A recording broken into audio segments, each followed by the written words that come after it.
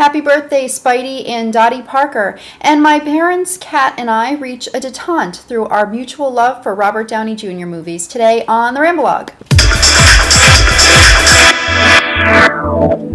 Hi, welcome to the Ramblog. I'm Nicole Murray, and I'm on location again at my parents' house while they are celebrating their 40th anniversary in Hawaii. So, happy anniversary, Mom and Dad. Now, this week also had the momentous time of being Spider-Man's silver birthday. So we're talking 50 years with Peter Parker and Spider-Man. I got this lovely little bauble in celebration. And I also picked up my first Amazing Spider-Man in a while. I had a subscription for a few years, but it started cluttering my room and I was falling so far behind I finally stopped it. But Peter Parker was always my favorite. I admit that I did recently get a little Iron Man, and I absolutely adore Tony Stark. My love for Peter Parker is different. My love for Tony Stark is a lot more like my love for Dean Winchester and my love for Han Solo and those whole rebel bad boy things.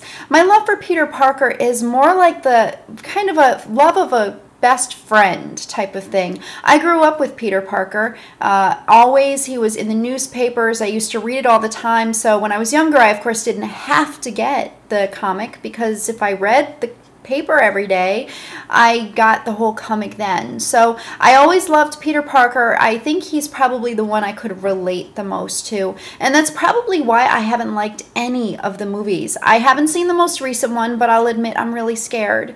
Because just with Peter Parker, I just have such a problem with the fact that I'm just so skeptical and so wanting a certain thing to come out of it, and I have not yet seen an actor that portrayed Peter Parker the way that I know and love him. So that's been a little bit of a problem for me.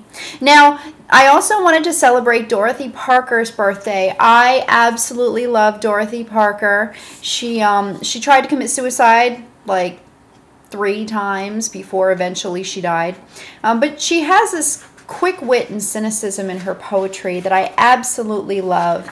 And I actually was thinking that maybe I would want to read a poem. So the one I chose is Observation by Dorothy Parker. If I don't drive around the park, I'm pretty sure to make my mark. If I'm in bed each night by 10, I may get back my looks again. If I abstain from fun and such, I'll probably amount to much. But I shall stay the way I am, because I do not give a damn.